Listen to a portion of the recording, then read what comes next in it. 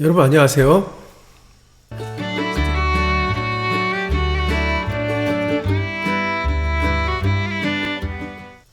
스티그 인사 드리겠습니다.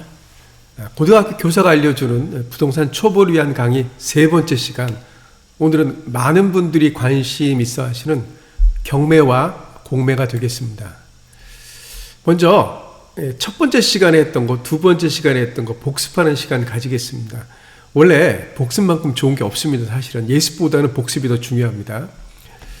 용적률 할 때 적자가 쌓을 적자, 용적, 넣을 수 있는 양의 비율이 용적률이죠. 그래서 바닥 면적에 대한, 건축 바닥 면적에 대한 총 연면적을 용적률이라 그랬습니다. 그래서 floor area ratio, 그래서 용적률. 그리고 건폐율은 건물이 땅을 덮는 비율이 건폐율이라 그랬어요. 그러니까 건폐율은 최대가 100이에요. 100. 왜냐하면 100평에 100평 바닥 면적을 덮으면 100이죠.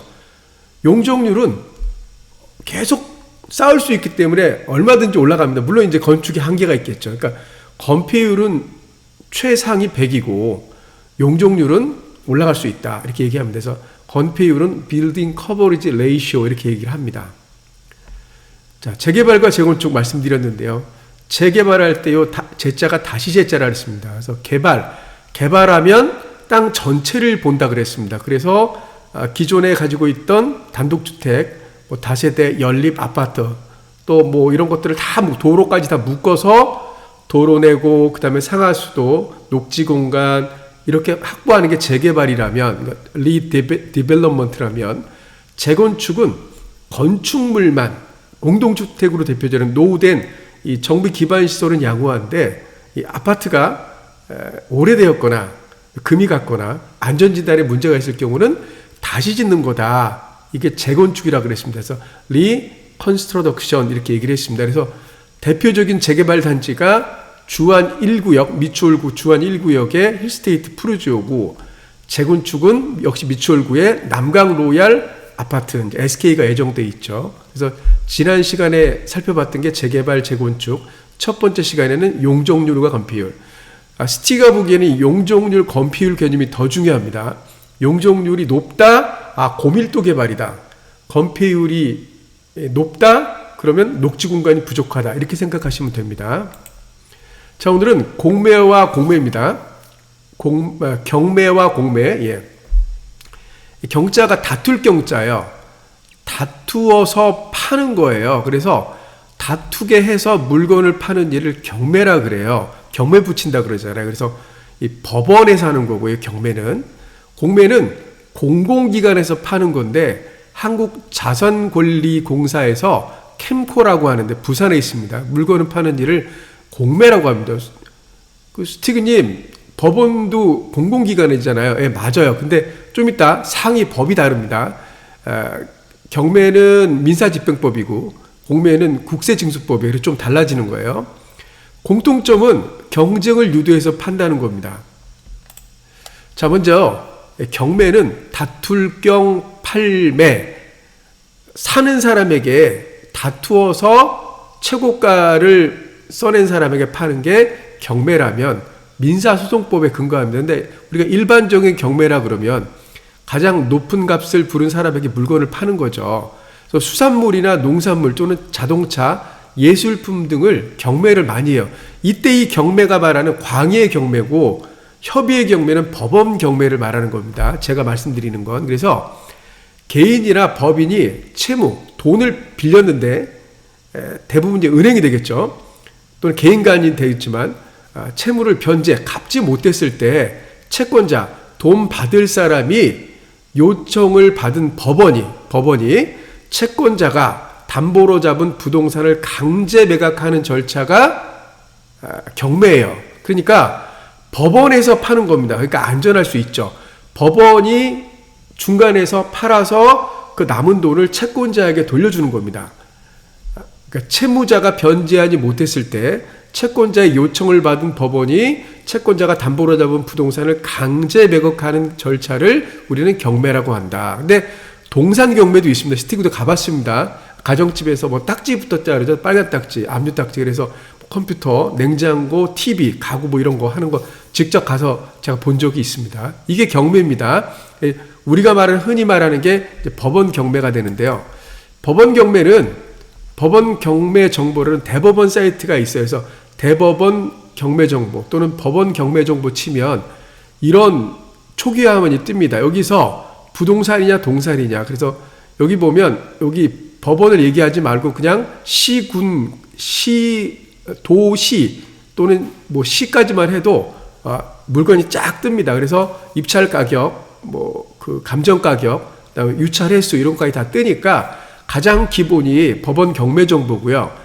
조금 더 자세한 자료를 원하시는 분들은 이제 돈을 좀 유료로 내야 돼요. 뭐 굿옥션, 지지옥션, 뭐 태인 여러 가지 사이트가 있어요. 그런 사이트는 유료입니다. 그래서 많게는 뭐 전국으로 보면 1년에 한 100만 원 정도 내는 거고요. 그분들은 이제 전문적인 경매꾼이겠죠. 그분들은 이렇게 다 봐야 되니까. 또 뭐 서울지방, 인천지방법원이라 요건 보겠다는 좀 저렴합니다. 6개월 단위, 뭐 한 달 단위 또는 하루 이렇게 결제할 수 있습니다. 거기는 이거보다는 굉장히 자세합니다. 여긴 정부 법원에서 운영하는 거기 때문에 그렇게 친절하진 않습니다. 정보에 대해서. 자, 그다음 이제 공매인데요. 공매라는 건 공공기관에서 파는 거를 공매라고 하는데 이제 국세징수법이고 그 공공기관이라는 게 한국자산관리공사입니다. 캠코라고 하죠. 자, 공매는 국세징수법에 의한 압류재산을 환가하거나 돈으로 바꾸거나 형사소송법에 있어서 압수물 중 보관하기 곤란한 물건을 매각하는 것으로 국가기관이 강제 권한을 가지고 행하는 매매를 공매라 그래요. 가령 경찰차가 쓰다가 이제 폐차를 해야 돼요. 그러면 그걸 공매를 붙이는 겁니다. 국가가 나서서 이렇게. 그리고 또 세금을 체납을 했어요. 우리가 국세 체납을. 그러면 제가 살고 있는 아파트에 압류를 해서 아파트를 환가를 해서 이제 국세를 가져가고 나머지 이제 돌려주는 거죠. 저한테. 이게 이제 국세징수법에서 하기 때문에 캠코에서 하는 겁니다. 한국자산관리공사. 한국자산관리 홈페이지를 우리는 온비드라 그래요. 그래서 이 온비드라는 그 사이트를 가면 부동산, 동산, 기타 자산, 정부 재산 공개 쭉 이렇게 있어요. 그래서 뭐 용도별로 검색할 수도 있고 지역별로 검색할 수도 있습니다. 이게 바로 캠코가 되겠습니다. 국세징수법. 자, 그러면 이제 궁금한 게 있어요. 경매와 공매가 동시에 진행되는 거예요. 그러니까 은행도 이제 채권자가 돼서 법원에 이제 요청을 하고 경매 요청. 또 국세도 이제 취납됐으니까 국세청이 압류를 걸어서 공매를 진행해요. 그러면 동시에 진행합니다. 근데 이게 보통 그 공매 진행 절차가 좀 빨라요. 그러니까 양 절차가 서로 독립적으로 진행돼요. 서로 별개입니다. 법이 다르기 때문에. 낙찰로 먼저 잔금을 내는 쪽이 소유권을 취득합니다. 그러니까 경매하는 사람도 꼭 이게 공매에 있는지를 봐야 돼요. 내가 낙찰자라고 좋아하는 순간 그게 이미 그 공매에서 낙찰돼서 잔금을 냈다 그러면 내가 낙찰 받을 수 없는 거예요. 공매가 먼저입니다. 돈을 낸 사람이 먼저이기 때문에. 그래서 항상 양쪽을 같이 봐야 되는 겁니다. 그래서 입찰기일이 같다면 공매 쪽이 잔금 납부 지적일이 좀 빨라요. 경매보다는. 그래서 공매가 더 유리합니다. 이제 날짜가 비슷하게 간다 그러니까 양쪽을 잘 살펴야 됩니다. 자, 오늘은 경매와 공매에 대해 살펴봤어요.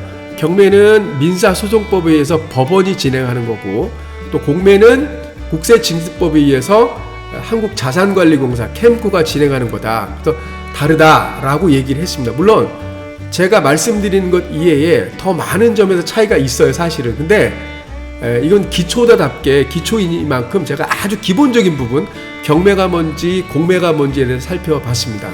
다음 시간에는 판상형 아파트와 타워형 아파트에 대해서 말씀을 드리겠습니다. 오늘 제 방송을 들으셔서 감사합니다. 감사합니다.